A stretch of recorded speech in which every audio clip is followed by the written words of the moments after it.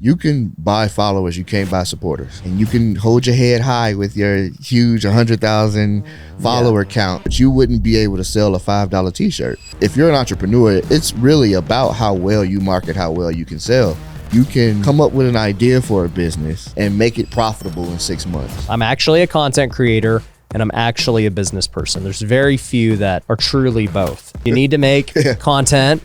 It's going to double or triple your business because I've seen both sides. How are you seeing people making money? A lot of people were focused on like AdSense. Now what I'm noticing though is... What's going on, everybody? Welcome to another episode of the Wealthy Way podcast. Today, I've got the man behind my camera. He's the guy behind the computer. He's the guy helping all of our clients at Pineda Media take their social media to the next level. I got Justin Berry. What's up, man? What's up, bro? How you feeling? I'm good. So for those who don't know, Justin is my producer for everything we do on social media. He's in charge of making sure that these episodes get put out to my liking, that all the content gets posted, that, you know, the views and the growth we're looking for happen. And then I'm probably missing a bunch of other stuff. What else do you do? I don't even know. Oh, man. A little coaching here and there. Coaching and Wealthy Creator, our clients, yeah. Yep. You know, making sure that the young boys that are doing the filming are in line. Backstage, WealthCon, producing, all that kind of stuff, man. Yeah. All things content. All those, if you've ever been to one of our events, guys, then you've seen, you know, obviously they're very well produced from the whole experience. That's a big team effort. But, you know, as far as like the content we get, you know, like we'll be posting videos within, you know, hours of after it happening, like on the stage, and people are like, what the heck? That's me. I'm right there. Yeah. We like to do the live editing while it's going on. So the moment you walk off, people can see the content. Hopefully people that are looking at home are missing it and wishing that they were there. So. Yeah, no, 100%. So, I mean, I'll let you tell the story of how you even got in this business and how you came to work for me. And, you know, we'll kind of talk about that as well as like what we plan to do, you know, for my channel, but also what we're like really focused on for all of our clients and some tips and tricks people can use to grow. Yeah. I mean, my story starts young, being active in church, being a part of, you know, I played the drums, played a little keys here and there. And just that started like my passion for production, I guess I could say. My sister was actually very active. She led like a praise dance group that put on concerts, you know, once or twice a year. So I would do like the back end production, the filming and all that kind of stuff for them. So it sparked a little bit of a passion in me to get in that, you know, in that field. And so in doing that, I didn't really like kind of pursue it early on. It wasn't something that I was thinking like I was going to grow up and be behind a camera. I was playing sports, and then, you know, in college I had an option of an elective. You know how they do. They give you electives during the summer to make sure that you are eligible for the season. And it was pottery or photography. Very easy choice to make on my end. So I ended up taking that photography class.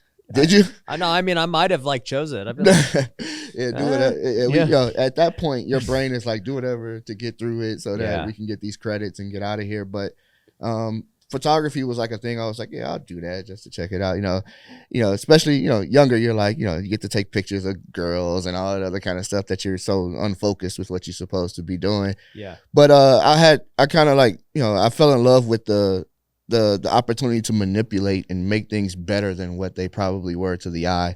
And so that's kind of where I got more interested in it. While in college, I ended up getting married. And then paying a videographer and photographer was like, oh, okay, this is actually a profitable business, something that I could probably do on the side to make a little money. So then at that point, photography became like a side hustle where like every weekend we were filming weddings. How much were you making? So it's funny, like it's going to sound crazy, but this is like 2014, 15. I think we were charging like $500 to $600 for a full day coverage. Damn. Right. So imagine, you know, you're spending 8-9 hours with this couple and you get back on the back end. You're not even charging for the editing. Like you don't even, back then, you know nothing about business and understanding that part. So it was like we would get home and that 500 would be gone right away, right? We spent probably like 60 of it on food on the way home after that long day. And so it was like, you know, understanding, that's when I started to learn, like, okay, there's opportunity here. You just got to know how to present and got to know where your value really stands. And so starting off with like $500, and then my cousin Spencer, who edits for you as well, he would come in and do videography. So then we start selling it like a package. Got it. Then the price went up a little bit more. Then I had a cousin who DJs, so then you could really get everything that you need for, you know, an event in that moment. So it kind of stretched out that way, and we started kind of seeing more money. But then I started realizing, like, okay, this freelance thing is a little bit tougher than what I really want to do. So I got to find something more stable. And I start looking at like corporate jobs, right? Like those, I knew that the companies would be the ones that have the funds to be able to do it. And so negotiations were a lot easier. We started doing little small events here and there. And so it was a lot of fun doing it early on, especially when it's a side hustle where it's like, this isn't my main Did you goal. realize, and I think a lot of people who try to get in entrepreneurship don't realize this, but you know, they think, oh, well, I'm going to do photography and I've got a DJ and this is going to be great. We're going to make a killing. And then you're like, yeah, I know I can like actually do this stuff, but then you're like, oh crap, how do we even get a customer? Right. Yeah. I mean, it slaps you in the face when you're like, okay, all right, we did one or two, and then it slows down because you don't know how to get a customer. Yeah. It's like, okay, you got to start learning how to actually get the information out there to people. Part of the big thing was like word of mouth, right? Like obviously I was active in the church, so that played a big part in like being able to film all the time, and getting these jobs. But like it would never be enough to sustain things and really go all in on just word of mouth and referrals. It really, you know, it took more than that. It took to, you know, kind of be able to market. We start posting our stuff that we were doing because we was like, all right, people need to see it. And this is early on, right? Like this was before, like everybody now wants to be an entrepreneur on social media. This was before all of that, where we knew what the real power, you know, of it was. So, you know, we struggled through those years. I mean, there was a year span where me and my cousin weren't even talking because of all of that stuff. Like, you know, he undercut me on a few deals. So, so it was like, all right, you know, but it was, you know, it was a learning lesson, and it really prepared me for what we're doing today, for sure. You know, I kind of actually wonder, because I feel like that way too, where everybody wants to be an entrepreneur and, you know, have a side hustle. But I wonder if it's actually true or not, or if I just live in this bubble of entrepreneurs where it's like, yeah, I mean, normal people who don't want to do anything else, I can't relate. I don't know. Yeah, no, it's tough. Like you're surrounded by it. So that's like all you see. Yeah. And I try to be mindful of that too. I think, you know, what it is even if they don't know that they're taking that entrepreneur path. Yeah. What they're doing is like, oh, I'm going to start my t-shirt company and I'm going to sell these t-shirts. It's still entrepreneur. Like you're trying to figure out how to do it on your own, even though you're not looking at it like I'm going to go all in just yet. Yeah. But I think there's a lot. I think the internet, social media has changed people's perspective on it. Yeah. There's been a lot of millionaires made in the last couple of years from an idea that sparked, you know, some type of product online. Yeah. So, you know, you end up doing this business. You're like, man, this is a lot harder than I thought being an entrepreneur. You try to get a corporate job. What ends up happening? Well, while in college, like, you know, to kind of follow up with that, I stayed an extra year after I graduated so that my wife could go for free. And so that freed up some more time to kind of chase the idea of doing it on my own. And then I was like, you know, we were in college in Indiana at Valparaiso University, and I was like, yeah, there just ain't enough work here. Like so we knew we wanted to go West Coast, and we went and tried. We took a visit to California, quickly realized how much stuff costs out there. I was like, yeah, no broke college student is going to be able to just make this leap without a lot of struggle. And then, you know, she was, you know, after my son's first birthday, we were like, all right, he had his birthday in June. In August, he was like, all right, we're going to take the chance. We're going to go. So we took the little $3,000 that we had saved up and went across country with it. And, you know. And this was to Vegas. This was to Vegas. Yeah. I just knew that, like, you know, what brought you to Vegas? Well, to me, it was one of the two places. It was either LA or Vegas. And to me, those two are like kind of a media hub for the West Coast. Okay. So you knew it was going to be media. Yeah, I knew I wanted to do that. That was like a passion of mine. I was actually preparing to go into the police academy at the time when I got hurt. And so I knew police would be easy for me. I had studied it. My entire family has been in law enforcement, so it was like something that would come easy. But you know, God had different plans. You know, he took my patella tendon and was like, no, I got something else for you. And so that's kind of when I was like, all right, it's all or nothing now. Like, it's do or die now. Figure out how to get an opportunity. And so joining a local church, had the opportunity to get around some really talented people that were already doing it at a high level. Did you know when you joined the church? Because, you know, I've seen lots of different churches, right? Very few have, you know, like legit content creators who teach it. Like, so did you know those guys were already going there? I had never heard of their company, who they were. I had no idea, right? Yeah. Like, so, and by the way, he's talking about Think Media, who I've had, you know, Shawn, Cannell, Omar, El-Takori. You know, they've got 2 million plus YouTube subscribers. So it's like, these guys are, you know, one of the biggest channels on YouTube in regards to teaching people how to create content. And not only is that just like worldwide, but they just happen to be in Las Vegas. They happen to be Christians at this church that you happen to go to.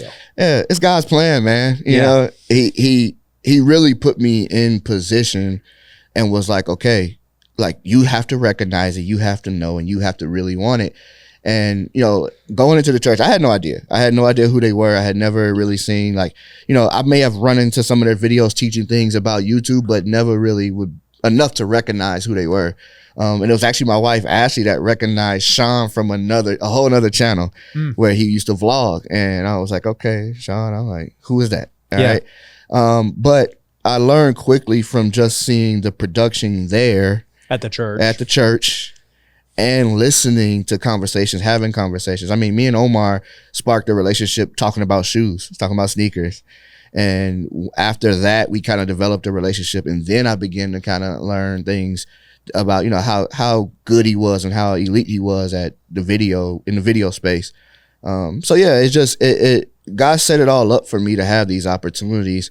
And then, like, my very first kind of gig in Vegas, I saw a couple other creators there that I recognized, and I was like, yeah, this is what I wanted. Like, I wanted to be in rooms where there are other creators and other photographers, other videographers that I knew had, you know, considerable amount of work and doing things at a high level. And so having those conversations really, you know, it made me get out of my shell too, because I wasn't the type to kind of go up and introduce and start talking. But, you know, you get desperate and you get down to that wire. You really got to kind of put yourself out there.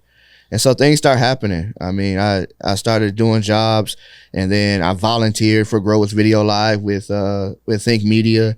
And that's when I kind of realized, okay, there's a career here that you can go after that can really, you know, be profitable for one, but be satisfying and gratifying with what you're doing. Like, you're still helping people essentially. Yeah. So I think I wasn't at that Grow with Video Live that you probably volunteered at, but, you know, eventually, you know, you end up coming to work for me. How did that come about? Yeah, I mean, a couple of things happened, but I was on a 10-day fast. And I was working for an armored truck, you know, at the time. And I was like, man, I'm tired of moving everybody else's money, making pennies, right? You're looking at millions of dollars in the trunk and you're going home with, you know, $16 an hour, you know, paycheck at the end of the day. You're driving the armored truck, just picking up and delivering money. Just dropping off money all around Vegas. Yeah. And so, you know, on that 10-day fast, I was really praying for an opportunity. But not only that, I was praying for an opportunity to be around Christians and other Christian men. Obviously that field of armored trucking, I don't want to talk down to anything, but like, it's a toxic environment. Like, a lot of them are veterans who experienced, you know, some things, and it's like, it was just toxic. Nobody wanted to go home to their wife. It was like, man, so, you know, you're in it every day. But I wanted to be around other Christian men who were living a happier, healthier life. And so that's what my prayer was. It was like, God, just bless me with that opportunity, and then bless me to be able to make enough to be able to help others, right? Like, give other opportunities. And then day 10, Omar texted me a screenshot of your Instagram post and was like, this guy's looking for an editor for his podcast. I've met with him before. Are you interested? And I was like, yes, bro. Like, I don't have to ask too many Yeah, and more I hadn't questions. started the podcast yet. Yeah, you hadn't started yet. Started it. Yeah. And so he had saw that post and he sent it to me. And I was like, yeah, I'm going to reach out to him. You also reach out to him too, right? Like, this is that opportunity where I've learned, like, if somebody has more reach than you or has a closer reach to somebody, don't be too, like, prideful to, like, tell them, like, yeah, do this for me. Like, help me with this opportunity. Because I believed in looking at your social media, so I was like, he's never going to see my DM. Like, you're probably right. There's got to be hundreds of people that are doing, like, trying to reach this guy. So I was like, Omar, reach out to him, see what he thinks. And Omar responded with, well, how much are you looking to make? And I was like, I think I said like $1,000 more than a month than what I was making at. And he was like, you're already limiting what God could do for you. And then he walked off too. Like, it was super like, so I was like, man, all right. But it was a lesson. It was a real lesson in the moment to get me to understand like how God can really change our life quickly. And I mean, I think maybe 3 weeks later, I was in office with you, you know, as we started editing that podcast. I think my first day coming in, I was in my armor, my uniform. I still had my vest and my gun on my hip. Yeah. And I walked in to get a hard drive with all the previous shot podcasts so we can get ahead of the game. And oh yeah, that's right. I had already started filming. So it was funny coming into the office too, because everybody's looking like, what just happened? Like, who's he coming to get? Yeah, but Ryan hire a bodyguard. yeah, it was pretty crazy, but it all started to work out. And then when our initial conversation, I think we talked a little bit about the job, but a lot of what we talked about was like family and church. You were asking me more about how I knew Omar and those kind of things. So it made a lot of sense to me at the time, for sure. Yeah. Day 10 of the fast. What were we going to do if nothing happened? Man, I was going to go on another 10 days, right? I was going to starve. Give it to him. Yeah. You got to give it to him. Like, I that's really, you know, it told me like, you know, that was like my first time seeing the real power in it too. Like, you do it young because, you know, it's like you don't really know how powerful fasting is, and really asking for specifics, right? Like, that's what that was to me. And so now I do it whenever I'm called. But back then it was like, all right, you brought me here. You know, there's no way I moved all the way across the country with no family, not knowing anybody, and you're going to leave me out here to struggle. I was like, so there's going to be an opportunity here. Just present that to me, and I'm going to take it, and I'm going to do what you have for me to do with it, for sure. Yeah, 100%. No, it's funny because Omar has, I don't even know how many people he's brought to the company. Yeah. A lot of people. And anytime I make a job post on social media, I don't know if he just has an alert on. Yeah, just send it to him first, right? Yeah, he just has like an alert. He's like, I already know who's going to be the person. And yeah, it's just funny like hearing how people find their way here, you know, especially when it comes to Omar, because, you know, I was talking to somebody about it the other day, and they're like, yeah, Omar told me about the job and whatever. And I was like, that's interesting. Like, did you even know what we did or who any? And then somebody's like, yeah, like I knew of you. Like, I knew that you existed. And I was like, what does that even mean? Right. Like, they like, saw one post probably. Yeah, like I knew you existed, that you were a person, but like I didn't really know what you did. And I was like, okay. Anyways, so I thought that was funny. But yeah, you know, for me anyways, and this is something good for people to know, is like, you know, you asked, you know, we didn't talk too much about the job role and stuff like that. You know, when you have people that you trust who give recommendations, you know, they're putting their name on it, you know, and so that it's a two-way street, right? So it's like, man, up to that point, I don't know if he had referred anyone yet to that point, but I mean, obviously I knew his character, I knew his own talent, and this was a job that like he obviously would know somebody that could do it. Like, he would know if they're qualified or not. So basically I was already like at the point of, okay, he's already qualified him as far as doing the work. Right. So now from here, does this guy align with what I'm trying to accomplish with the vision? I know he can do the job, but where does he want to go? Where's his head at? And I think I was asking you those kinds of questions of like, hey, you know, you driving armored trucks right now, like, what's the deal with that? You know, you got side hustles you're doing over here. I need you full time. You know, what's the deal? Yeah, I remember that. I remember having that conversation about being in office full time because my mind was like, why do I have to be here to edit podcasts? I was like, why is he making me come in office? But then looking back, like in hindsight, once you do it, you begin to understand. Like, and I think too, like I would have never gotten even the opportunity to become a producer for you, or like those things. Like a lot had changed since that point.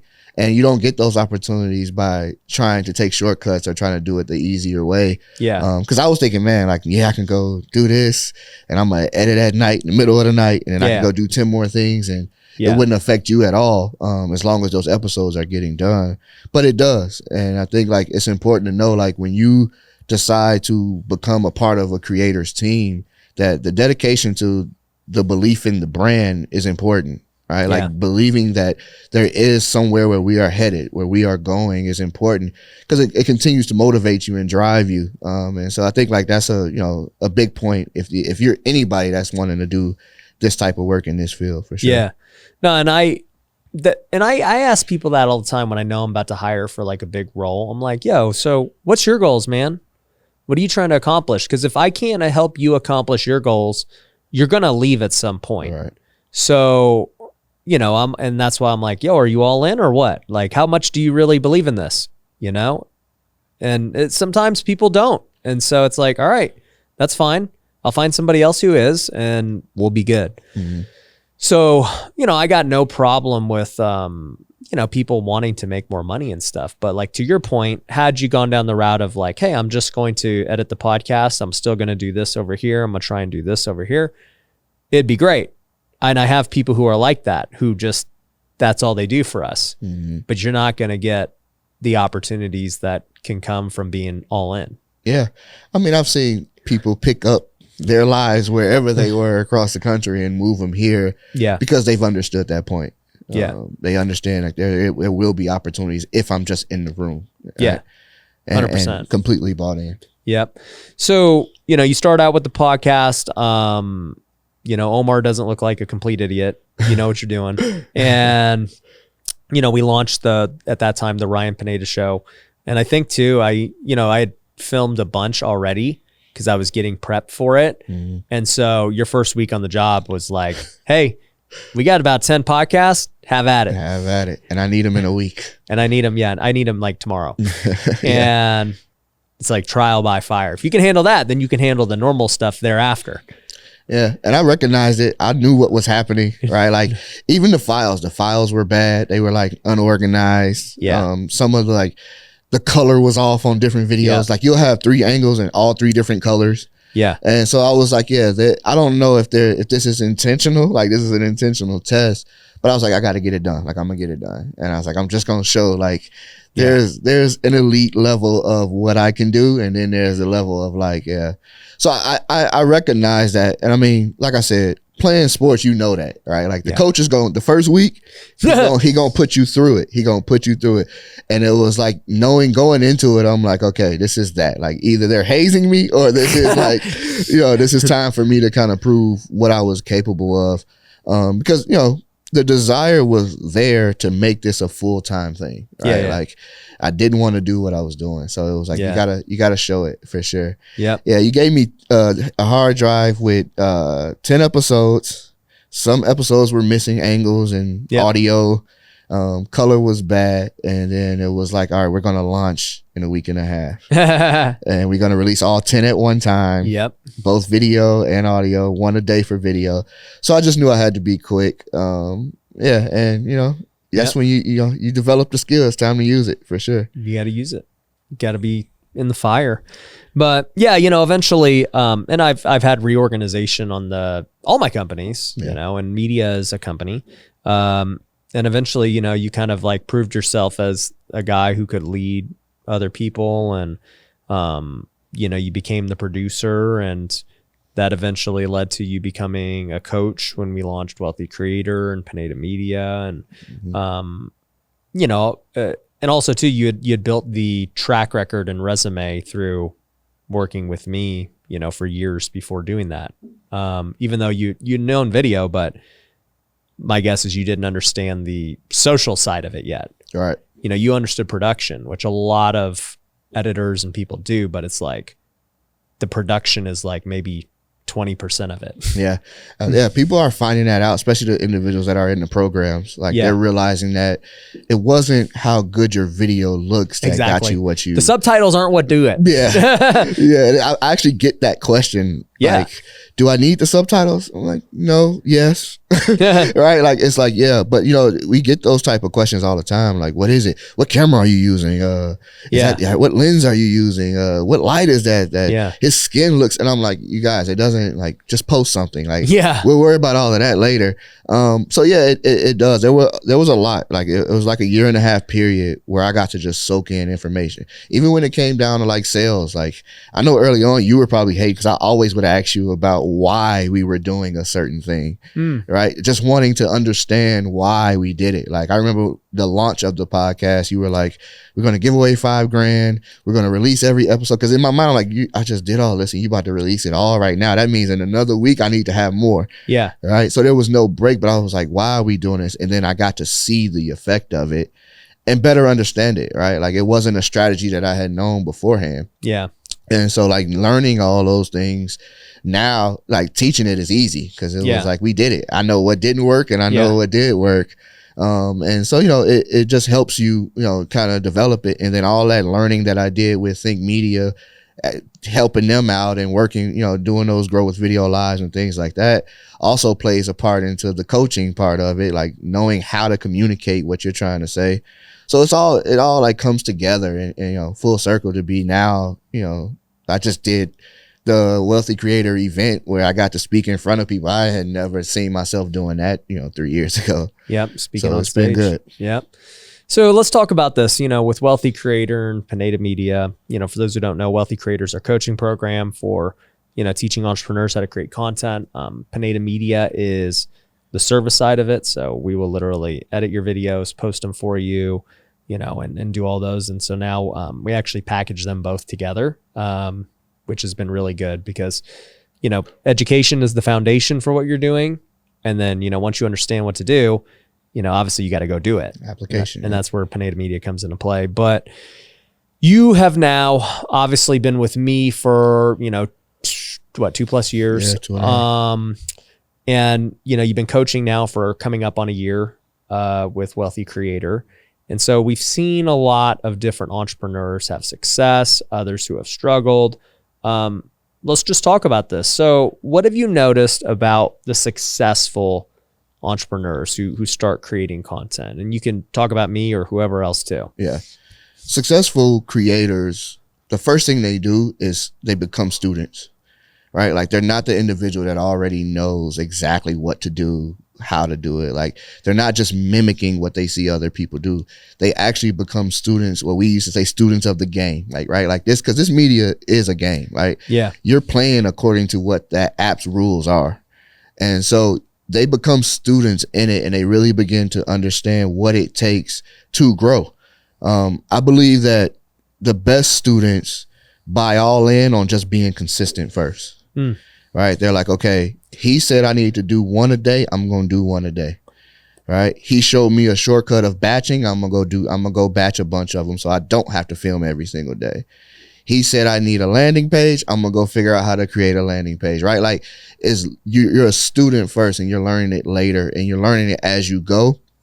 Those are the most successful individuals, right? Like we do calls about how to speak better on camera, right? Like I'm not the best speaker on camera, but I can teach you some things that I know that I've learned, right? And so if you take those and you actually apply them, you'll see results. Yeah. There's those individuals that don't do well though on the other side of that really have really bad analysis paralysis where they can't get beyond their own head to complete it. And so they're still struggling to make their first video. Yeah. Or they're making videos without purpose. Yeah. They're making videos that don't sound good, don't look good, don't say anything. And they're not sure what they even want to be, you know, presented as. Like they have no idea who they are just yet on camera as a brand. And those are the individuals that are struggling. But every individual that has been successful has come into the program and was like, okay, you tell me what to do. I'm just going to do it. Yeah. Right. Like I remember some of them was like, what equipment should I get? And we'll send them a $40,000 equipment list and they're like, okay. And then in a couple of weeks, they got everything. Or you send them a And by the way, you don't need $40,000. You don't. Don't let anybody tell you that. Yeah, don't let anybody tell you that it takes that much. Yeah, you can get by with $1,000. Yeah. But there are people who I tell Ryan every time I'm getting ready to purchase something, I tell Ryan, you want to be great or you want to be average.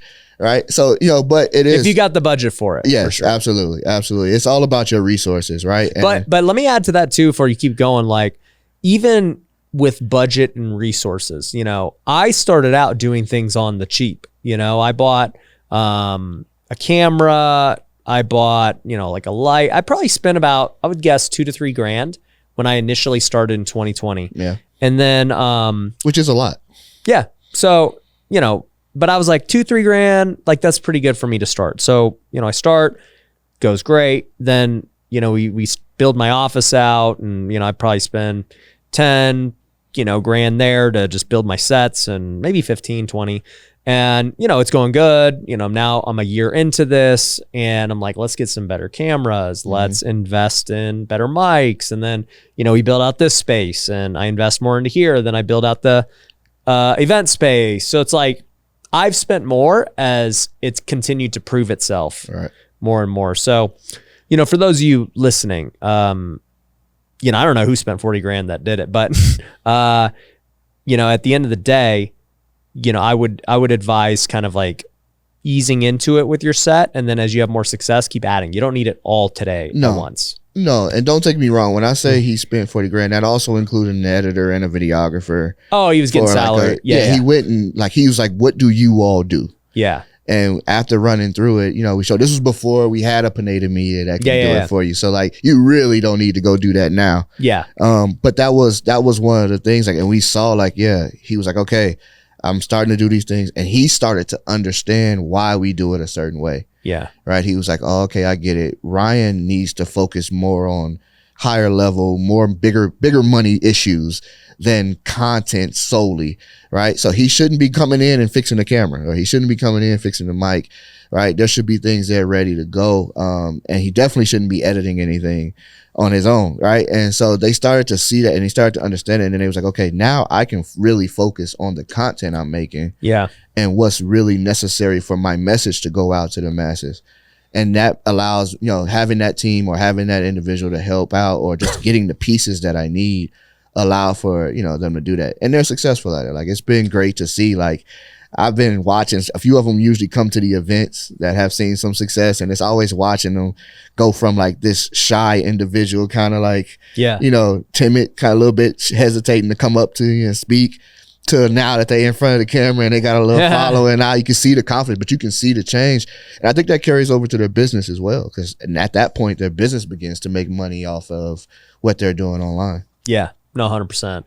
Yeah, I think too, to go back to what create successful ones. I think, the first thing you mentioned was they're a student of the game. And I think that's anything I've ever been great at. I first was like, I need to study the greats at what they do. So it's like, man, I became a pro baseball player because I watched a lot of baseball. Yeah. I talked to a lot of players and coaches, and, I would listen and watch and visualize, and then I'd go out there and try to emulate. And I'm like, okay, cool. Let me try and swing the way they swing. Let me try and throw the way they throw, because that's the right way to do it. Yeah. Then when I got into business and flipping houses, I was like, okay, what do these successful house flippers do? Like, what do they look like? What do their houses look like? Let me learn from these guys and emulate. And then when I got on social media, it was the same thing. I was like, okay, who are the top guys? I'm not going to be a hater and be jealous. Like, I want to learn from them. Yeah. Let me see how they go about their day. Let me see how they make content. Why is their content successful? Do they have any kind of mentorship where I can learn directly from them? And like, I literally bought every course in mentorship that was available to me. And so I became a student, which eventually allowed me to become a doer and then eventually a teacher, of all these things. So yeah, I think building the foundation is so key. The hard part with content, this is what I found, is people are kind of lazy. Not kind of, they are lazy. And, everybody wants things done for them. And so like even at Pineda Media, right? Like we will do it for you. But do you think it's going to be better if you put, you know, the minimum amount of effort into learning and just like showing up and, you know, like we'll do it still, but we only have you to work with. Like it's going to be as good as much as work you want to put into it. Yep. Now, if you actually take advantage of Wealthy Creator and everything that, you know, we teach you, you know, you go spend 3 hours a week on the calls and you're absorbing that for the next 3 months, I could promise you, you're going to be 1,000 times better when it does come time to film with Pineda Media. You're going to be able to free flow better. You're going to be able to understand why you're saying what you're saying versus like, you know, just you only basically what some people end up doing is just showing up for game time. Right. And they're like, oh, it's time to film. Like, I'm here. And it's like, did you do any prep? Did you practice? Did you do? No. Yeah. I mean, we're gonna play the game. We're still gonna do it. But yeah, that's how prep. That's how it's been. Like that's how it's been. Like the individuals that come prepared. Yeah. Most of the ones that do are usually on those calls. They're in creator. Yeah. They're taking full advantage of all of the education first. Yeah. Right. And they're ready when they show up. Right. Like it's been funny. Like even some of the account managers that are helping out on the calls, they're like, yeah, I didn't really have to do much with them. And I was like, yeah, because they already have the skills. They've learned the skill already. So now it's just getting better every time you do it. Right. Yeah. Like, you know, and so that's what we see. Like that's what we see every day that we do it. You got those individuals that think that we can make magic from some of the work that they put in. And it's like, no, you didn't put in any work. Yeah. You didn't do anything this week. You didn't come prepared. You didn't have any topics. You haven't practiced making hooks. You haven't done any of that. So it's hard to put that together. We're still going to do it. Yeah. And it's still going to be a good quality, like, you know, but I can't guarantee you anything with minimum effort. But those that put that effort in, man, it's been amazing to see. Like it's been incredible. Yeah. It's funny because before, you know, there was things like Pineda Media. The number one lazy way people would grow their following is they would just buy shout outs and fake followers on Instagram. Right. And so it was such a easy, I never sold this stuff or done this stuff, but it was such an easy offer for my friends who did sell that stuff because they're like, oh, you know, pay 30 grand and you'll have 100,000 followers. And you're like, oh, that's easy. Yeah. 30 grand, you know, it's a lot of money, but for the entrepreneur, they're like, oh, but I have to put in no effort. Like I'll get 100,000 followers. Yeah, cool. Never works. No. You know, like it's all fake engagement. They're not customers. No So you're just like, oh, okay. And then they get discouraged. And then it's like, you know, there's no business that you have where it's just like, yeah, it does it for me. You know, it's like, no, you have to put in work on everything that you do. Now, the degree at which how much work you have to put in is different for every business. There are some where it's like, yo, you got to put in a lot of work. There are others where it's like, yeah, this is actually pretty passive. Yeah. I tell people in our program, you can buy followers, you can't buy supporters. Fans. And they're like, you know? they're like, what do you mean? And I was like, well, you can buy as many followers as you want. And you can hold your head high with your huge 100,000 follower count. I go, but you wouldn't be able to sell a $5 t-shirt. Yeah. And I was like, don't think I'm saying this from like inexperience. Like I know individuals have come in here and told me how bad our content is. And then when you ask them how many of the t-shirt line that they had sold, they tell you 16 shirts. They got over 1 million subscribers. Right. Like it doesn't equate to the same value. And so like, that's what's interesting about our programs is that we're targeting and we're looking for those entrepreneurs who want to become better creators. Right. And so if you're an entrepreneur, it's really about how well you market, how well you can sell. And so if you have that back end and you have that product, then it's important to know like you got an organic following that will support whatever you do. I mean, I always find it so interesting that you can come up with an idea for a business and make it profitable in 6 months. But the reason being is because they know, like, and trust you. Yeah. Right? Like, and you've earned that trust.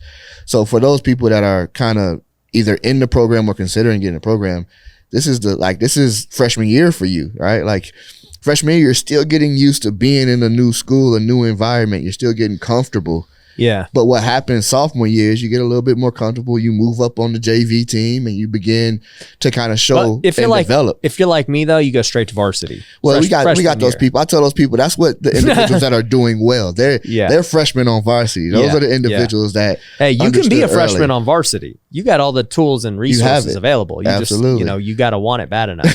Because let's be real, most people can't be freshmen on varsity because they suck. Yeah. And in sports, you got to actually have the physical talent to do it. And a lot of people make that mistake where they're like, oh, well, do I got to look a certain way? Do I got to speak a certain? It's like, no, everybody can have success on social media. Now, am I going to sit here and tell you that everybody has an equal chance of success? No. All right. My chance of success was significantly higher than everyone else's, just based on my background, how I look, how I speak. It is what it is. Life ain't fair. Yeah. So favor ain't fair. Favor ain't fair. But that's the same thing with sports. I wasn't born 6'6". It wasn't fair that I had to compete against all these fools. But guess what? It's life. That's life. I can either complain about it or, still give it my best and try find a way to compete. Yeah, I mean, you can still do things at an elite level, like whether you are the standout or not, right? Yeah. Like I still played college basketball. Whether I was going to the league when I was done was different. It's a different story, but I still played at an elite level, a level that most people didn't get the opportunity to do, right? And so, yeah, you're 100% correct. Like you can be that freshman on varsity currently if you use the resources and really kind of buy into what we're trying to do here. So yeah, no, 100%. So. One thing is obviously building the foundation, educating yourself. The second thing is taking action, and actually implementing on the things you're being told. Hey, okay, did you get your set up? Did you, get your equipment, all this stuff? I mean, for the most part, I would guess most of our clients, that's not an issue. Like they're all usually already successful entrepreneurs. So they're not like dummies of this stuff. Yeah. I would guess most of the people who have success, they also have successful businesses. They just get it. They're like, yeah, okay, what do you want me to do? Yeah, that? All right. Boom, boom, boom, boom, boom.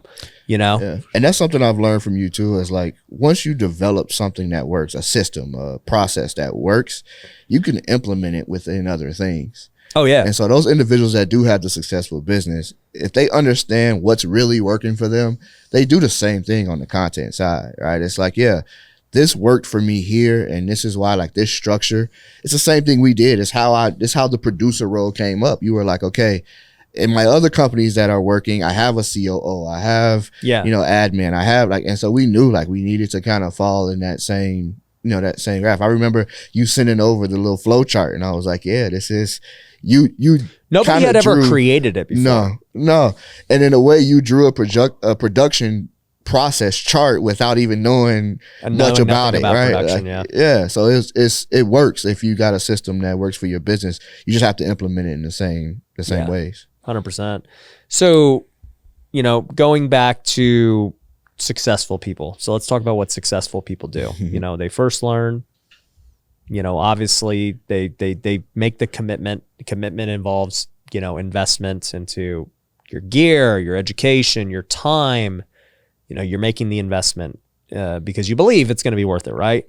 So then you start taking action and, doing it. Now, like we said, most people, you're going to like go through ups and downs and bumps and bruises. The successful people, from what I have seen, make adjustments quickly. It's like, all right, we did this first batch of videos. Now we're going to give you feedback. This is what we saw, what you need to do. And then boom, it's like this next batch, they better show improvement. They got it. Yep. And that's what successful people do. It's like Chris Como, who's on the show. He was Tiger Woods' coach. He's Jason Day's coach, and all of these guys. And so, I've been getting some golf lessons and stuff from him. And he was like, bro, it's like kind of crazy how quickly you make an adjustment from what I'm telling you. Mm-hmm. Like the fact that you could feel your body and like, just coordinate it together that quickly is very unheard of. And I know you said the same thing about just like how quickly we go from idea to execution of like, I don't know. In my mind, I'm just thinking kind of like an engineer. I'm like, okay, this is where it's at currently. This is where it needs to be. what are the mechanics that need to happen to get there. And so I just start to piece it together. And in my mind, if I can see the clear path, I'm like, okay, well, that's what we're going to do. That's what we're going to do. Yeah. Yeah. It drives your team crazy, right? Like, because for me, I remember when I first started, like I couldn't understand it. Like, especially taking on this role, I was like, bro, we haven't even tried it for 3 weeks yet. Like, you know what I mean? Yeah. Like, let's give it a little time. But I understood later, like, no. He's not going to wait for it to fail. All right. Like, if any sign of failure is there, he's like, okay, we need to switch right away. This is what we're going to do. And so my mind began to work in that same format. I was like, okay, if we testing something, like I remember we tested the vlogs. Yeah. And I was like, okay, the first one did good. Second one did okay. We walked around New York eating pizza. The third one came out, and then we started to see a decline in views. So I was like, okay, we're doing something wrong here. Something's not working, right? Either we're not entertaining enough, or it doesn't make sense for him to spend time trying to create a vlog, right? Like, if something's off. And so immediately he was like, all right, we're going to make this switch. We're going to do this. Like, and we put the rest that we had out, but it was like, we're not doing that anymore. And now we're doing it again with new strategies. And so it's like, yeah, you kind of like, you have to learn quickly when you're really trying to stay above water and continue to excel. Like, you have to get it fast. So, you know, the best creators, the best individuals, the most successful individuals are really quick at making those adjustments and can recognize them. Like, that's my thing. Like, most people can probably figure out how to coordinate and fix an issue. They just don't recognize them fast enough. Yeah. You know, I learned that from baseball. I mean, I learned so much from baseball, but I remember the best players I ever played with. It's not like they didn't have bad games. They were just so much quicker to figure out what they were doing wrong when they would go into a slump, that they were out of it way quicker. It's like when I would go into a slump, I'd be in a slump for a week or a month, and I'm like, dude, I have no freaking idea what I'm doing wrong. Like, I'm lost. I just can't. It doesn't feel right. You know, it's not going good.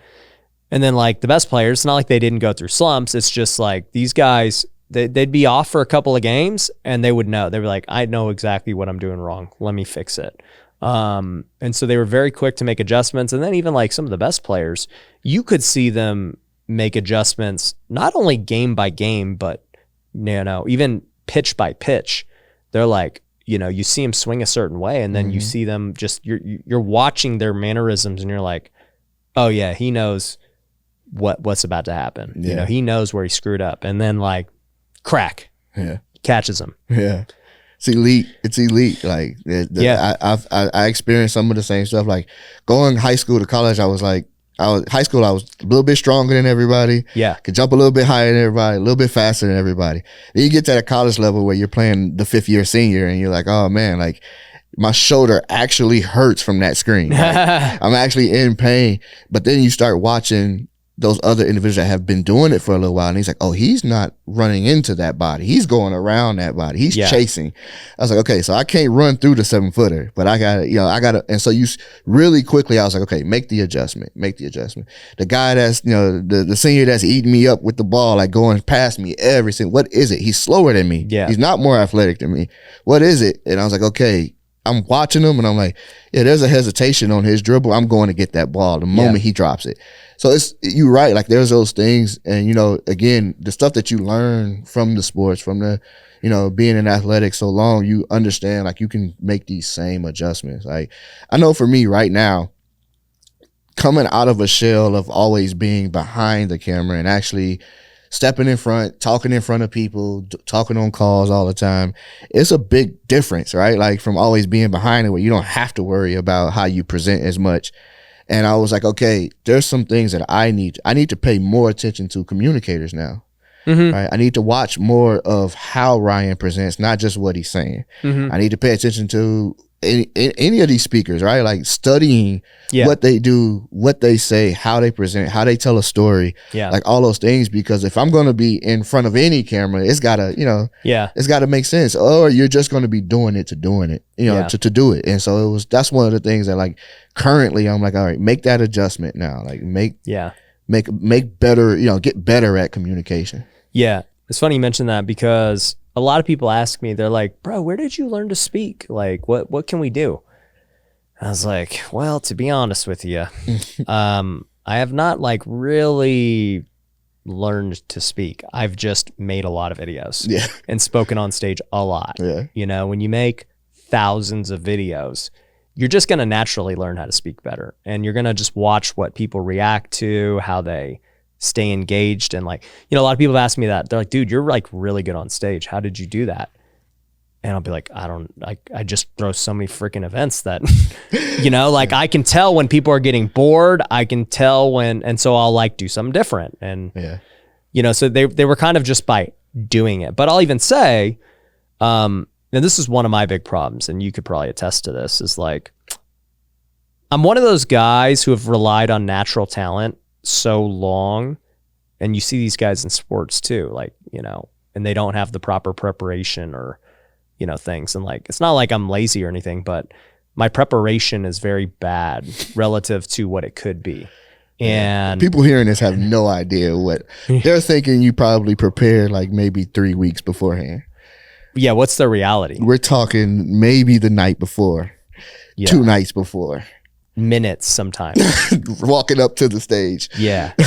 Well, on the stage, definitely there's more prep, but for a podcast or a piece of content, sometimes there's literally when you sit down. Yeah, I'm like, all right, what are we doing? What do you think we should do? And it's like, all right, let's do it. And so we do it. But it's both good and bad because people can't do that, but I can. Yeah. And so it kind of like it's good and bad. It kind of handicaps me in that I can just always fall back on like, oh, you know what? I got it. What's to do it? You know, so it's kind of one of those things. But the point I was making was even I acknowledge that even if most people think I'm the expert and I'm better than 99.9% of the world at making content and speaking and what I do, you know, we just hired a guy who's like a communication coach, 4 stages. You know, we just paid this guy like 20 grand or something. And so he's helping me learn, and Brian, you know, the rest of our team, he's helping us learn how to communicate on stage better, how to sell better from stage and pitch. And, you know, like we had Forbes Riley on and her whole thing was about pitching. And I learned a lot from just talking to her. But, you know, like this guy, he literally took all of my stage presentations and analyzed them. And so I just watched an hour video from him.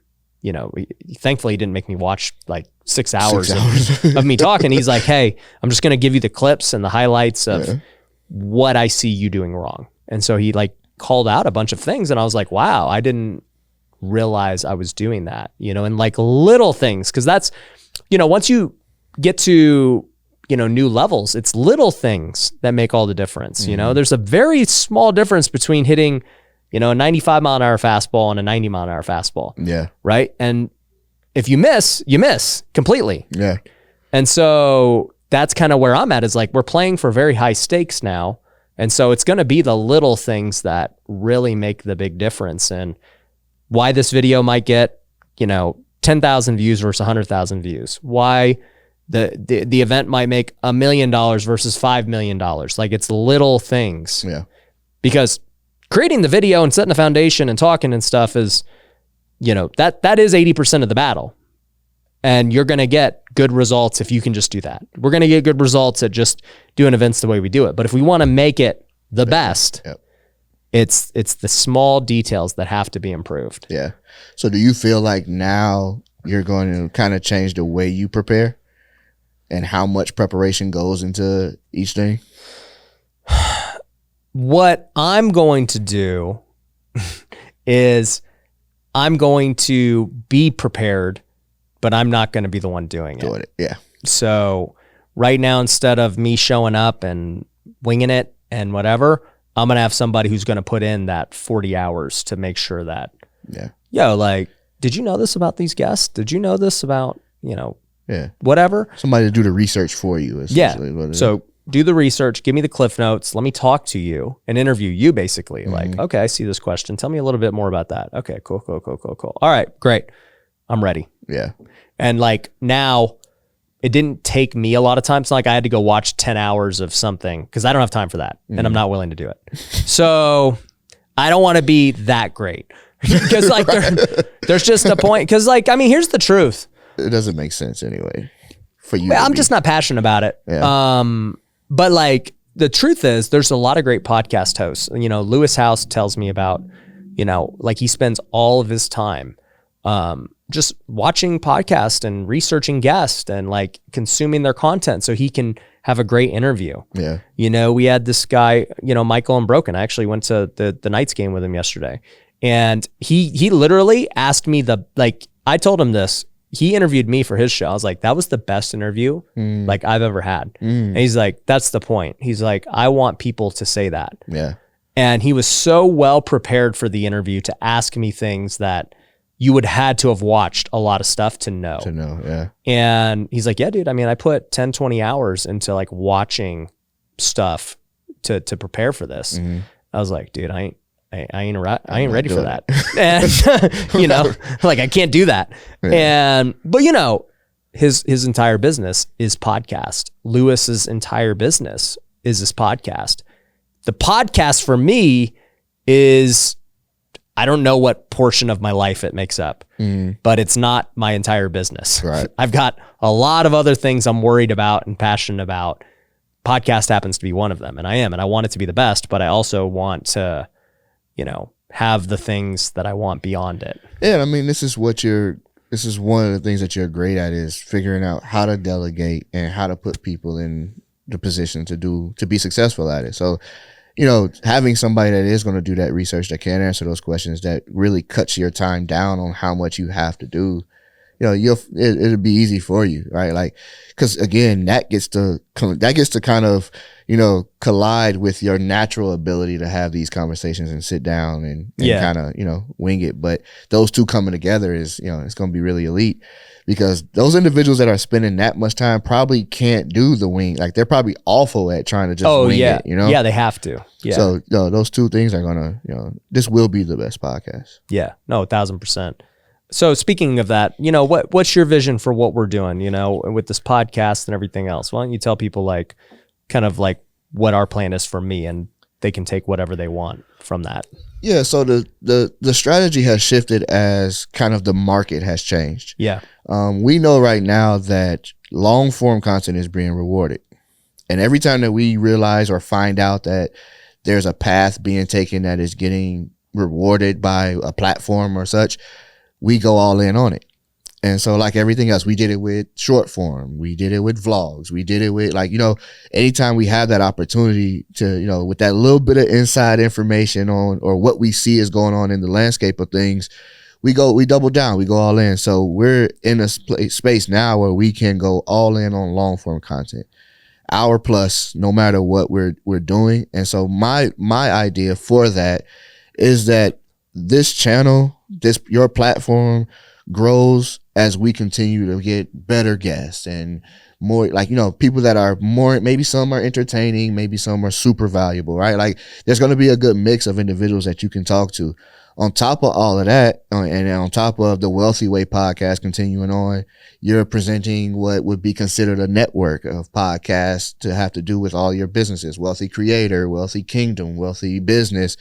With different hosts, we're all presenting, you know, in a certain way, having these conversations that in the long run will hold so much value that it'll be irresistible to people. I believe that there's a difference in these two platforms, right? So I look at it like relationships, right? You have your short-term relationship, which is, you know, we're going to have a lot of fun. I'm going to entertain. We're going to go on a couple of dates, and then I'm going to get rid of you, right? Like, or I'm on to the next individual that I want to date.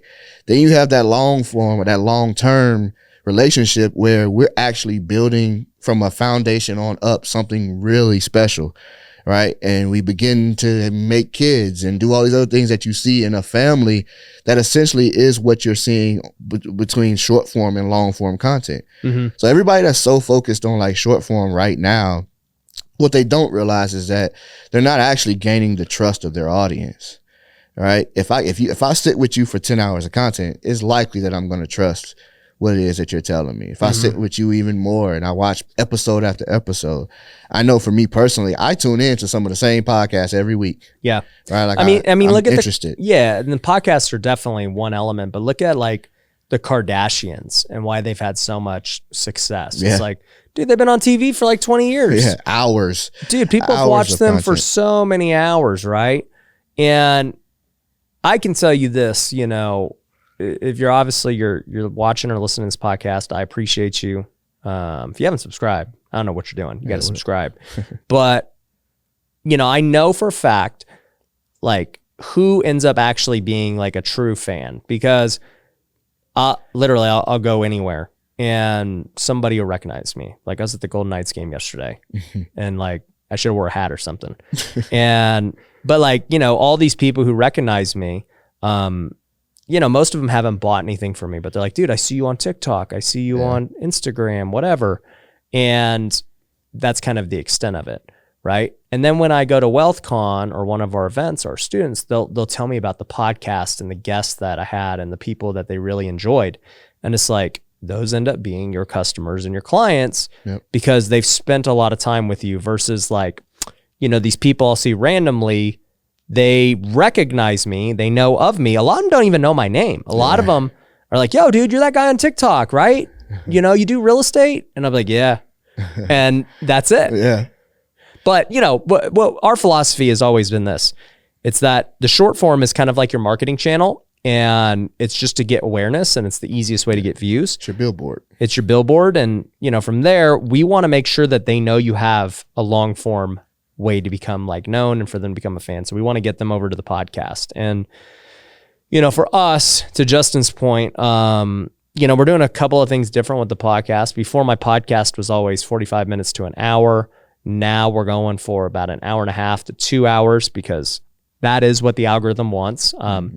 You know, a lot of these guests, I could definitely go longer too. It's just like, I have this internal clock in my head where I'm like, hey, it's an hour. And so let me push through the topics to make sure we stay on the hour and whatever. But now it's like, let's just go in depth on these shows. One, because people want it. Two, because YouTube wants it. And three, like, I can learn more as a host. Right. So that's kind of our strategy. And then, you know, we are launching this Wealthy Podcast Network, which I'm super excited about. You know, with all of our coaching programs, right? You know, we have Wealthy Investor for real estate. And so Brian Davila has been the host of the Wealthy Investor podcast, and it's gone really well. You know, and now we're going to go take that same blueprint and apply it to all these other programs. So we have Wealthy Creator. You guys can probably guess who the host is going to be. He's sitting right in front of me. Another. Yeah. So, you know, Justin's going to be the host of the Wealthy Creator podcast and, you know, the Wealthy Business podcast for just general entrepreneurship. That's going to be Javi. I mean, Javi's my COO at Pineda Company. He's been on the show before. I'll link to his episode down below, but like, he's going to be hosting the Wealthy Business podcast. What better guy? I mean, this guy's overseeing a lot of businesses. Yeah. And then with the Wealthy Kingdom podcast for Christian entrepreneurs, you know, we got my co-host from Wealthy Wednesday, Blake Hasselbrock, you know, hosting that show. So, you know, all those shows are very niche to what they're doing. Whereas, you know, with my show, Wealthy Way, you know, I get a wide variety of guests. And so it's going to be really good for people who are like, yo, I really need to learn content. So they're going to just watch Wealthy Creator. You know, I really am interested in the real estate stuff. They're going to watch Wealthy Investor. Yeah, and I think, you know, speaking of like the Wealthy Creator podcast, my goal overall is to dig deeper with individuals that I get to sit down with on not only their strategies, but their mentality behind actually creating. Right? Like there's individuals that want to be in this creative space that don't fully understand what it even means to be creative. And so like kind of pulling from people, you know, we're going to get some really good guests on, obviously. So pulling from people and kind of understanding the way their minds work before they sit and film anything or before they get ready to film someone, you know, it's going to be a really interesting episodes. And I'm having fun. Like I've done a few episodes. And so it's like, you know, I get to pick out certain clips that they've done and, you know, we get to kind of break down really the, you know, the motivation behind some stuff. And I think it's going to help a lot of people. A lot of people with their process for sure. Yeah. No, 100%. I love it. Yeah. So that's kind of like our strategy and what we see. And we're kind of avoiding the 10 to 15 minute video now. I mean, that's kind of like how I built my YouTube channel, but we just see that there's a lot more benefit to the longer podcast. And also too, it's truthfully easier for me to do a hour and a half podcast than it is a 15-minute video. And you might be like, that makes no sense. And it's like, well, think about it. You know, on the 15-minute video, I got to think of a topic. I've got to then script this video out. Then I got to go film it. You know, a 15-minute video usually takes like 30, 35, yep. you know, and, you know, I hate going off scripts.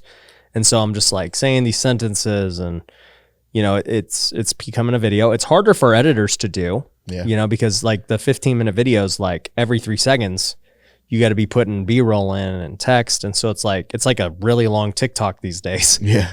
So it's just harder all the way around. Whereas with the podcast, I am going to be very prepared, but to this point, it's been, yo, who's on the list this week? Tight. What time does it start? Yeah. I'll be down in 10. Yeah, let's do it. And so there's no prep, which is going to change, but I'm going to have a sheet and that way I'll be able to prep before. And it's just way easier. I just have a conversation. I don't have, and I get to learn more. It's like I'm a student as I'm interviewing. You know, we get new people to the office. I end up doing business with them. And so, yeah, I'm a big fan of podcasts. Yeah, I was going to ask you that. Like, how many people do you think you've had on that you've had some type of either partnership or business opportunity with?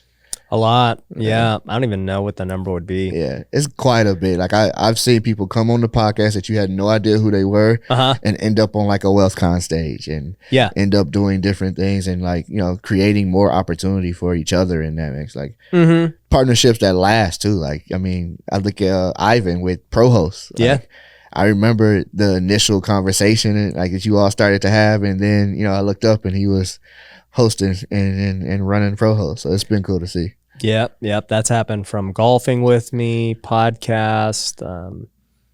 It's great. And, you know, here's the thing. It's like, for me, I want to allow for as many opportunities to come my way as possible. So it's like, how do you create opportunities? Well, people got to know you exist and they got to also know what kind of opportunities you're looking for and how you know, could add value to the opportunity, right? So, you know, even just like when I hired you, it was like, you know, I'm putting out here the opportunity, you know, somebody else should hopefully respond back, you know? Yeah. And yeah, that's just kind of how I've always operated.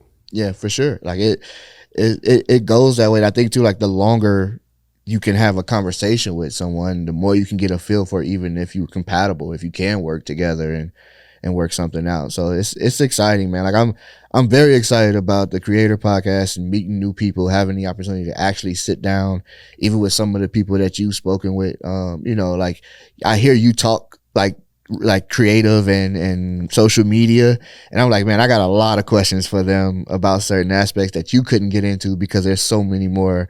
Like, you know, there's a broad thing that range that you can talk about.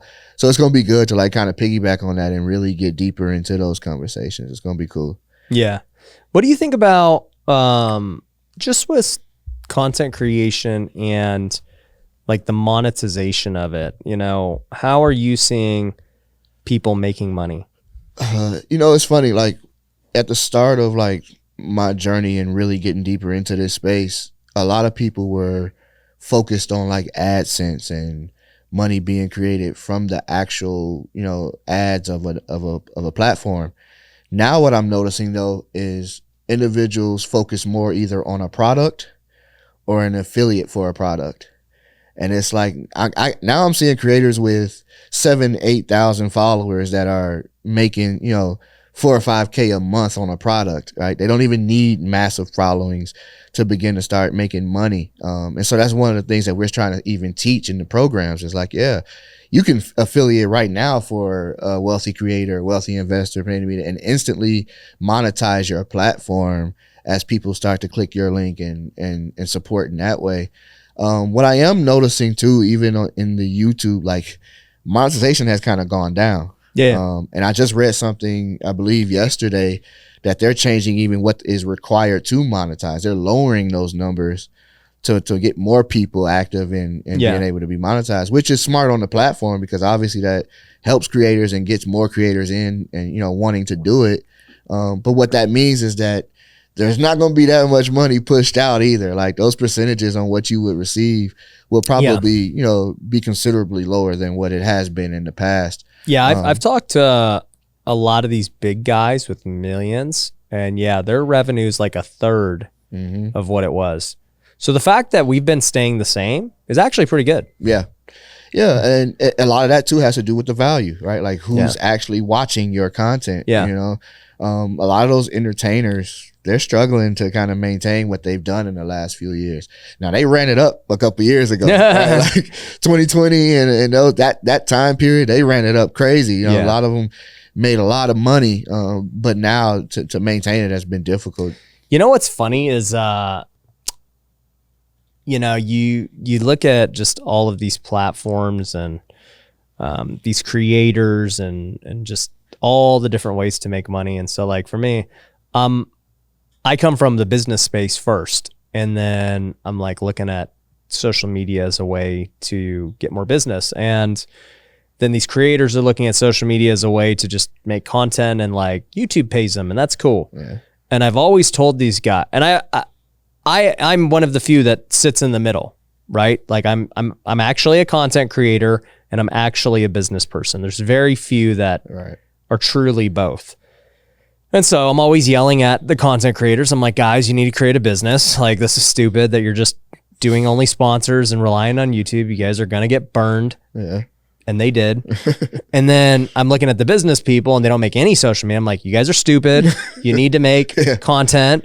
It's going to double or triple your business, because I've seen both sides. Yeah. And I'm just like, you guys have to kind of come to the middle and get the best. The middle is the spot. And I mean, like, it's funny. And this is, you've never heard me probably say this, but even when we've had like bigger creators in the room, I've always been like, cause I watch mannerisms and I watch how people act and stuff like that. And I've always been like, Ryan's still the big dog in this room. I was like, he may not have the 1 million followers on Instagram or the 2 million on YouTube, but they're not making near as much as he's making when it, or even seeing the success from business because of how you merge those two. So it's always been funny, like, to see it because you know how it goes. Like, there's a certain chest puff when I got the 1 million followers and I'm that guy and everybody's recognizing me. But I'm like, do you want to be famous or do you want to be successful, financially and in business? And so it's always cool to see like those rooms. So I'm like, it's as humble as you are in those rooms. I'm like, Ryan could really flex if he wanted to. But I think it's like, it speaks to like what the vision overall is too, right? Like, you don't have to, like, when you just say I'm not making any more medium form, there's no more 12 to 15 minute YouTube videos. To other people, that might sound crazy. Like, what does he mean? He's built his whole channel on, home tours, Flip Nation videos. And I'm like, well, that sounds crazy. But because you already are backed by successful business, you can go, we're going to try this and we're going to see if this works. I believe it's going to work. Yeah. And we'll see where it goes. And so it really speaks to like having the real freedom and the ability to do what you want. I can't understand those that are just trying to get money on AdSense. Like, it doesn't make sense to me, especially after knowing that, like, the percentage that YouTube takes and all these other things. Like, how many YouTubers show their $1 million check? You didn't, or a $1 million, payout screen. I'm like, you didn't get $1 million. Like, you got a little bit of that, but not all of it. So it's like, figure out how to generate that, or create that business that can kind of be funneled from your social media. And that's where the real win is. Yeah. And that's kind of what we've tried to, well, not tried. It is what we do at Pineda Media and Wealthy Creator, because, when I think about businesses and opportunities, I look at the current marketplace and it's like, at that point in time, there wasn't anybody for business people. It was all like either they're pure content creators and like they're just trying to help them make better videos. None of these guys know how to run a business. Or there was the business people who just wanted to buy fake followers because they're just like, dude, I'm not trying to make videos, like whatever. The influence. Yeah. And I saw the hole in the market and I'm like, guys, well, I wish it was this easy where you could just buy followers, but it's not. And so this is the way to do it. And nobody else teaches this because nobody else has done it. You know, I'm going to give you everything that we currently do and what I still do. And every time I change something, you're going to know about it. Yeah. You know, so it's important. It's important to always be adapting and innovating and, you know, just staying on the cutting edge, because so many people, they just kind of like stay to the status quo for whatever they're doing. They're like, oh, it's going to work forever. And I'm like, it's okay. Yeah. Do you see yourself ever going back to creating those medium form? And hey, if the data told me to do it, yeah. Yeah.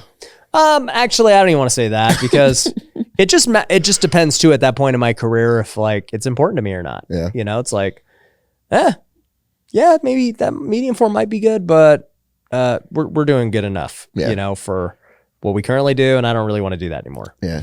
And even still, like, if we wanted to create a medium form video from stuff like footage that we capture, we even still could, because we still capture the footage for shorts and for different things, you know, the short platforms that show that lifestyle and all those different things that you would normally show.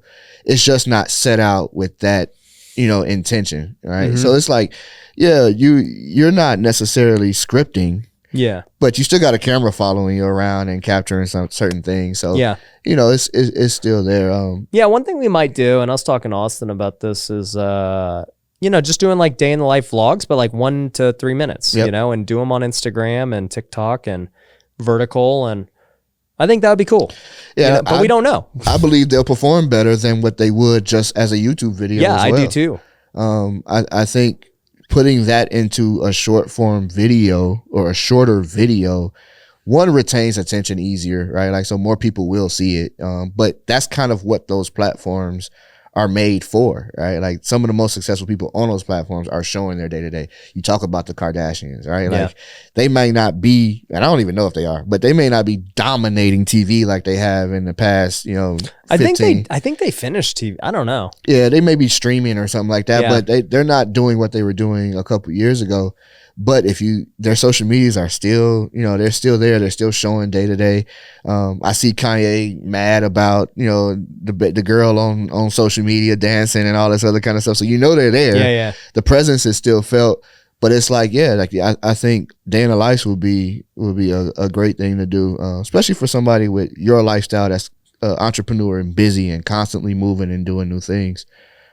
We always see it in the comments on YouTube. Like, every time we release something showing, you know, yourself or your day, it's always like, we want more of this. I think you even did a poll on Instagram the other day. Like, Yeah, people do want to see it. But then again, I mean, that's on Instagram. right. So, you know, the people on YouTube, yeah, I mean, people do comment, but, you know, at the end of the day, the views are like the market decides like how it is. What would you say? This is just a question for you, and now I'm becoming the host. Hey, you got to get your reps in. But what would you say was your favorite video to film? To film? What was my favorite video to film?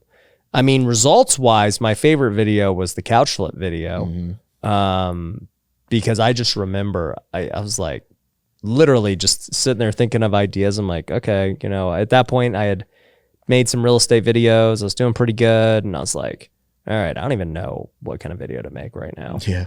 And I was like, man, you know what? I used to flip couches and stuff, and I bet you people would find that valuable. I'm just going to do it. So, you know, I start writing out the script of how to flip couches. And so, you know, I filmed this video, which is normal video. I didn't think anything of it. I'm like, yeah, it's going to probably do decent. Sure enough, video freaking popped off. And I was like, and it didn't even pop up to the degree that ended up popping off. It was just like doing really good. Right, I was like, whoa, you know what? If it does good over here, let me make a TikTok about this. Yeah. So I go and just literally make the YouTube video in 1 minute on TikTok. And I'm like, here's what you do, guys. Boom, boom, boom.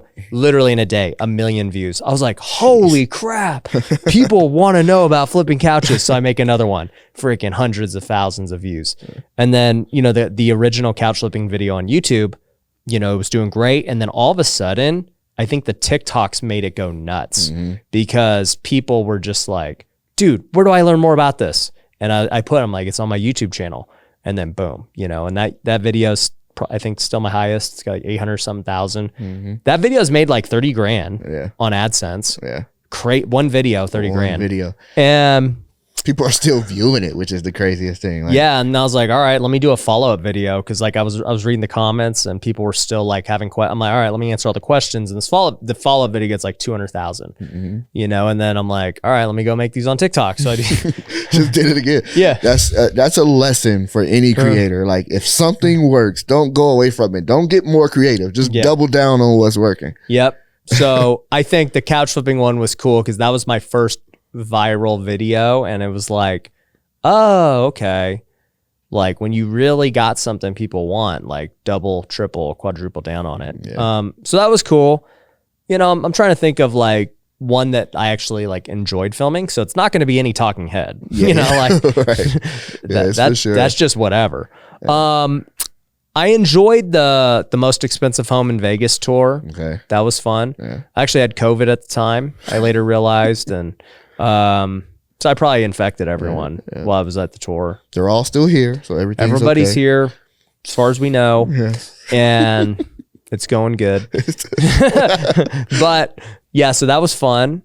Trying to think what other cool ones we did. The pallet flipping video was super entertaining. Pallet flipping was entertainment. Yeah, that like did super I mentioned good. The New York thing, running around. Yeah, New York vlog was fun. Getting to see Ryan in a party with the dance music was fun. Dude, I actually forgot about that. Yeah, I forgot. What was the DJ's name? Matt Stefanina. Yeah, shout out to him. He was killing. He was killing. Yeah, that was our first time too seeing the virtual world being like a DJ in real life. Yeah, DJing, we had a metaverse. Concert. Yeah, it's crazy. We actually, New York was a lot of fun. I forgot. We had the Tykes meetup. Yeah. We partied. Yeah. What else did we do? We walked like we didn't even go to NFT NYC for like a half a second. We walked through and kept going. Like, we didn't hardly do anything there. No, what was I think funny? we walked through just to get video footage for the vlog. Like, I don't even think we did anything. did anything. No, what was funny was like all the after parties and stuff. We were like, I don't know how we're gonna get it. I was like, bro, this is how I operate. Like, we're gonna get in. And we go winging it again, right? Yeah, I'm like, where do we want to go? We'll get in. Yeah. And then sure enough, like, I'm like, I'm just going to stand here and something's going to happen. Yeah, we just stood in front of the door. Yeah. And then someone's like, dude, Ryan, what's up? And I'm like, what's up? Yeah. I'm like, you get me in this place? He's like, yeah, dude. And then like, we're in. Yeah. Yeah. This is facts. That's exactly how it went down. That's exactly how it went down. 'Cause I remember you went in and I was standing outside still and I couldn't see you anymore. Yeah. And so I was looking around and, it's NFT. So there's people in costumes and stuff like that. Yeah. And I looked at, they got Shawn who was with us. I was like, yo, this is way too nerdy to be waiting outside. He has to get us in here. Yeah. And then we looked up and you were waving us in. I was like, all right, bro. Like, this is cool. But yeah, that's exactly how it happened. We did it like 3 times too. We did let's just walk in and let's just walk to the front and see what happens. Yeah, they're like, dude, the Bored Apes party is this, at this spot. You got to have a Bored Ape and super exclusive. I'm like, I don't have a Bored Ape, but we're going to figure it out. Go figure it out. Then we got in the Moonbirds party. Yeah. Yeah, it was fun. That trip was fun, and we were only there like 2 days, maybe. Like, it wasn't even. I mean, it felt like a whirlwind turnaround. It was crazy. The flight was longer than the time we were there. Yeah. So yeah, I think like those, for me personally, like those opportunities. Yeah, that was to fun. experience. I forgot about those that. are a lot of fun, and I can remember too. Like, it builds kind of our creativity together, right? Like, where we saw things and we saw people and we was like, let's see what they're doing. I also had grow on that. I had fun going to FinCon too. Yeah, Austin.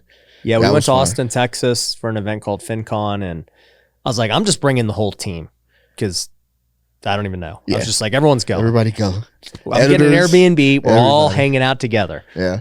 Yeah, that was tight. Like, what I look back on Austin, like, what's most like unique about that opportunity is that all of those individuals that were there that were content creators but not really doing it a lot yet or not doing it at a high level, they were all like killing right now. Like, everybody that we spoke to and met up with a few times, they're all crushing. The Erica Kohlberg, Sharon was there. Like, I remember, they were all there, and now they're just like they're doing great. Crushing what they're doing. I mean, to see Erica doing a podcast after she wasn't even sure about continuing to do the content was like, wow. I was the one who told her to do TikToks. Yeah. I was like, Erica. Yeah. And she ran it up quick. Yeah. I'm like, how are you not? And then like I looked and within a week she had 250,000. Yeah. And I was like, dang girl, like freaking, that's crazy. And she's like, yeah, it's nuts. I don't even know what to do. And I'm like, make that video like 5 more times. Yeah, right. Double down on it. Yep. And then sure enough, she doubled down. And I was like, I told her this. I go, if you make that video, you know, every day for the next month, you'll have 1 million followers. It actually was, if she made that video for a week, she'd have 1 million. And she did. She did. Yeah. She did it. And she got like 2 or 3 million in a month. I was like, holy crap. Yeah. I take all credit for it, but you know, it was all Ryan's. It was all me, but you know, she was quitting before that. She definitely was. Yeah. She did not want to do TikTok. It's funny too, because the first time I ever met Graham Stephan, this was in 2020 at his house, and you know, on that very first podcast, I told him, because like dude, at that time I had maybe, I don't know, 50,000 YouTube subs, but I had like, you know, a few 100,000 on TikTok. Yeah. And he's like, yeah, dude, what's about this TikTok thing and stuff? Like, why do you do that? And I was like, bro, it's the future. I'm telling you.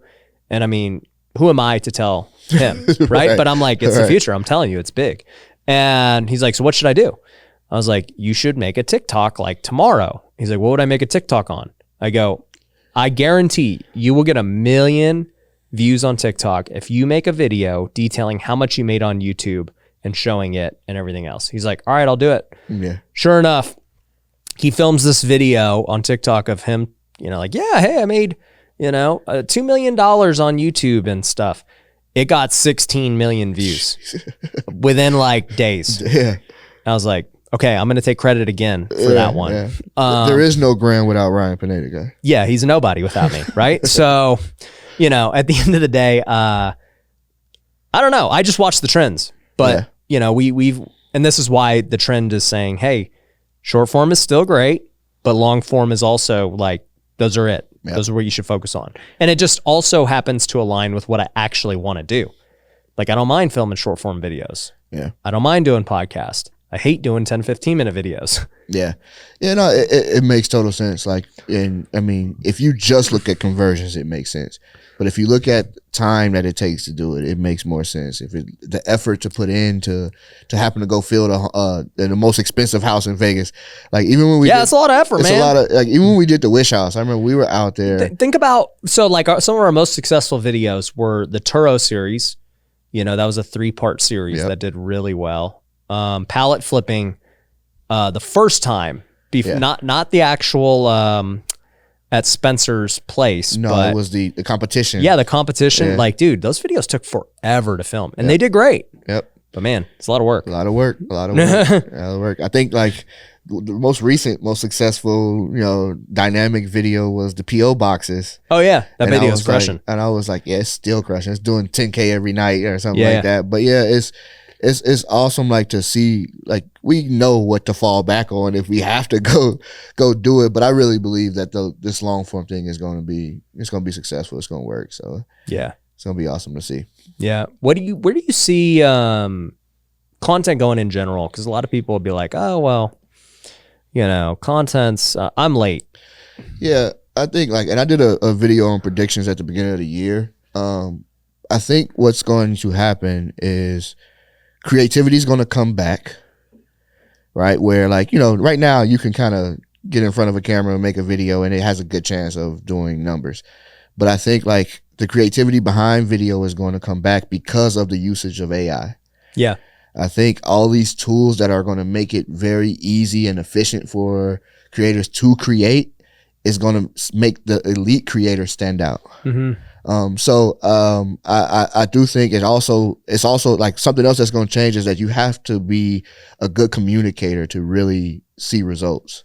I don't think people that can't communicate, like, cause they're living on short form, which means you only got to communicate for 30 to 60 seconds, right? Yeah. Like, these individuals that are doing long form content, that their ability to communicate for an extended period of time is going to propel them beyond all of these creators that's doing this short form content. And I believe that that's going to separate, you know, the two, like, when it comes to how successful individuals are. So it's going to be interesting to see, like, this, tying in these tools with AI and being like, everybody's talking like Chat GPT read right now. Yeah. Right. But those creators that know how to take that and really prompt effectively. Yeah. And really, and still have the ability to tell a story, still have an ability to draw responses out of people. Like those are good podcast hosts. Like all those individuals are going to see, massive success. Like I'm looking at Patrick Bet-David. Like I've been watching him a lot lately. Even more than usual because I'm watching one, how he tells a story, but two, how he's able to draw information out of his guest as well. And it's really effective. Pat is an amazing storyteller. And he just to go on the point, he knows that too, and that's why he's going like super long on podcast. And dude just did a 5-hour podcast with Andrew Tate, and it got like 5 million views in 24 hours on a 5-hour podcast. Like that's incredible. Yeah, I've been watching it in like spurts. I think today, I told him it was at 8 million today. It's crazy. So it's like it's doing millions. I remember I didn't even know it was going live, but I turned on YouTube while I was in the gym, and I saw there was like 150,000 people live streaming it. Like 2 hours in though. Like it wasn't even like it was at the beginning. Like, I was like, what the heck is going on with this? This is crazy. But you look at these successful podcasts, and most of them are doing the same thing, man. They're doing 2-hour podcasts, 3-hour podcasts. And like, it used to be that Joe Rogan was the only one who did that. Yeah. And then you start to be like, well, I guess like that worked. Or, I don't know if people only thought it was mainly just for Joe. Yeah. But now you're like, oh, man, Joe's not the only one now. These guys all do it too. And they all have a lot of success. Yeah, because most people that create a podcast or have one don't have that much to talk about. Yeah. Right? Not, this isn't like a diss or anything, but like Joe Smith in his basement that calls himself having a podcast isn't doing enough on the day-to-day or meeting enough people on the day-to-day to have something interesting to really share with a mass group of people. Like Patrick Bet-David is like, he's flying to Romania. Like he's doing so much in a day that really allows him the opportunity to kind of talk for that amount of time. And that's what I mean by like separation. Like there's going to be a separation of like really good creators versus, the average creator, just because of the ability to communicate for that amount of time. Yeah. One thing I've said is, obviously I'm like new in the social media game, even though it feels like forever. I've only been doing it for 3 years. And, even in the business game, I'm actually really new. Yeah. I played baseball my whole life.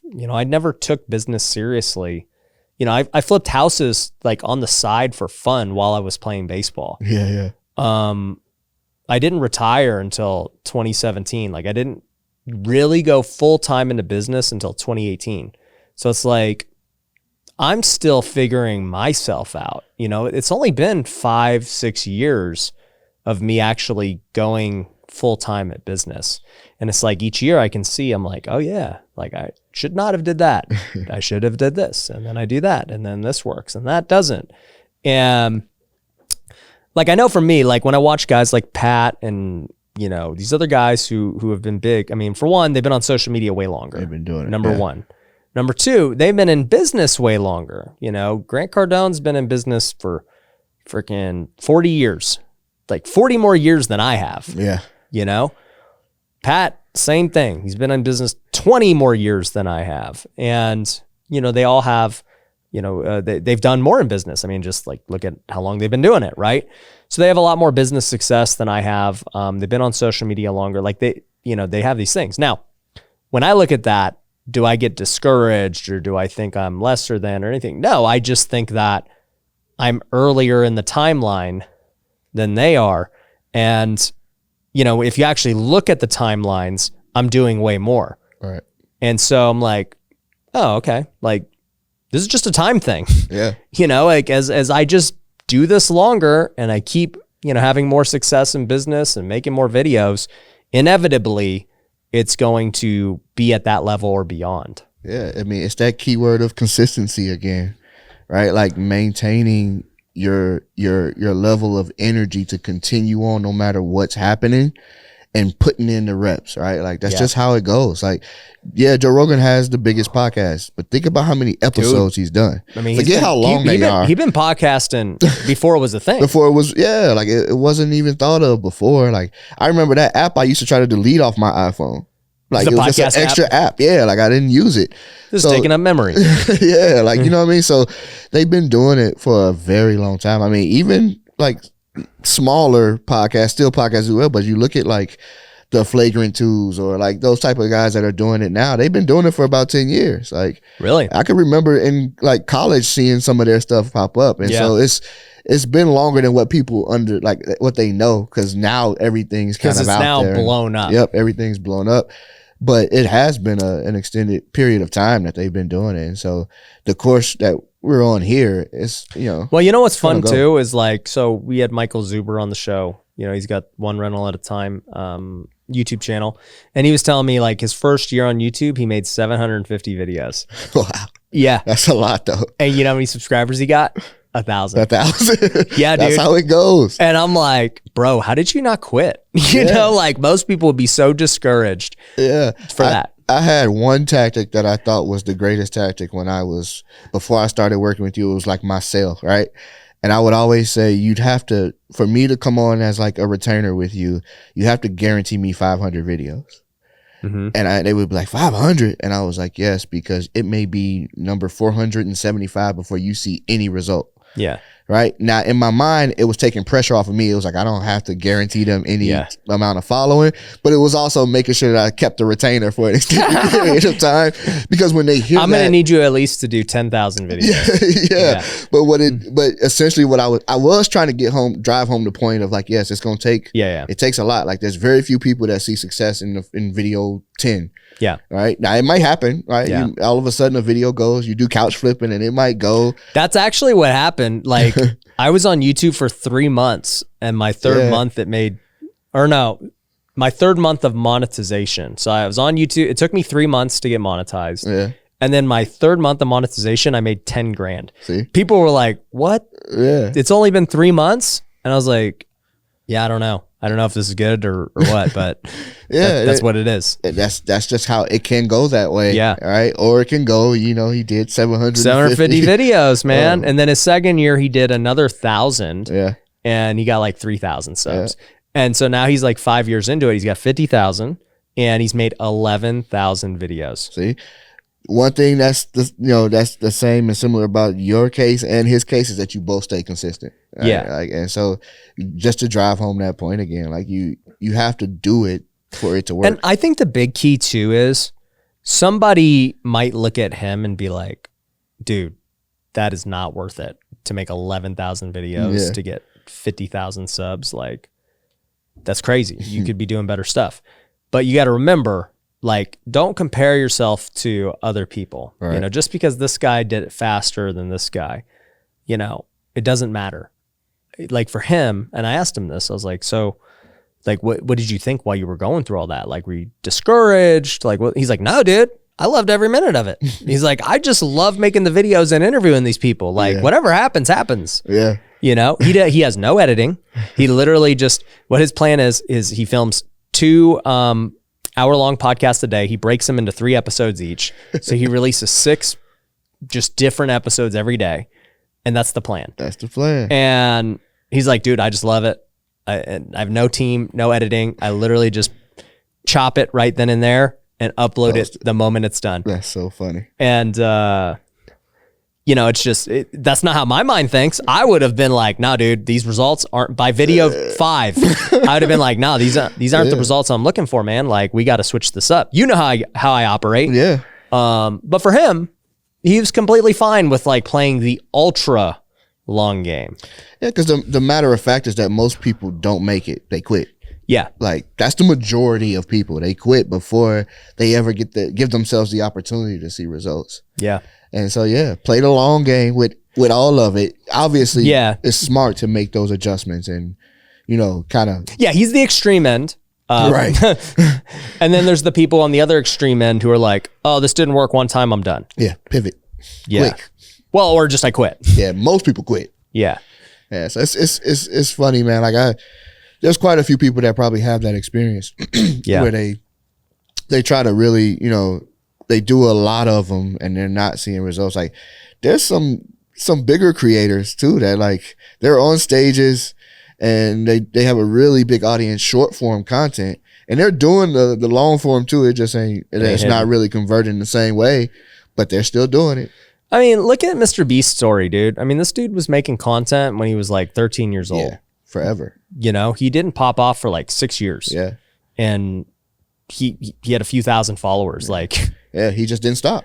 But he loved what he was doing. He loved passionate. He loved YouTube, and he became a student. Like he studied YouTube. Like, and the way he talks about YouTube, I'm like, bro, marry it. Like, marry it. Bro, like I was thinking about this as we were talking about YouTube and monetization. I was like, dude, they got the best business model ever. Like Netflix spends billions of dollars to like create content, right? YouTube gets content for free. For free. Everybody voluntarily makes their content for them, and YouTube says, hey, we'll just provide a way for you to make money doing it. Yep. We'll give you the platform to get exposure. We'll pay you some money. If you want to make money beyond that with your business, cool. Yeah. We don't, actually, as long as you don't say anything against liberals, then you're good. Yeah, be careful what you say. Yeah. Yeah, but that's why YouTube will always be the number one platform to me. Like that will never change. Like, yeah, people thought that like Reels and TikToks was like going to be it now. Like YouTube is dead. It's done. Yeah. Those videos were coming out like 2021. Like YouTube is done. And I was like, there's just no way. Like there's no way. Cause I knew I know Instagram, like they're pulling from a pot. Yeah. To monetize, to give, money out and to pay their creators. Money. Like the fact that YouTube, I could put an ad every 4 minutes on a video. Yep. You know what I mean? Like there's a lot of money being made on the platform. And so, yep. 100%. Well, bro, it's been a lot of fun chatting with you. I'm excited, obviously, for everything we're doing, within my stuff, all the students you're helping, at Pineda Media and Wealthy Creator, hosting the Wealthy Creator podcast is going to be the next evolution for you. So, I'm excited to see what happens, man. Absolutely, man. I'm excited. It's going to be great. We're going to do some big things, and this platform is going to be the biggest platform. I can promise you and everybody watching that. All right. We're only going up. If we get to number 1, I'll give you a bonus. I hear you. I'm working on it. There we go. All right, now. All right, guys. If you like this episode, make sure you're subscribed. Make sure you go check out Wealthy Creator Podcast with Justin, and we'll catch you on the next one. Peace. Visibility beats ability. If you are really good at what you do and nobody knows about it, my question is, are you really good at what you do? I've got none other than Omar El-Takori. His videos are all about cameras, hooks, intros, thumbnails, titles, just teaching people the basics and how to get started creating content.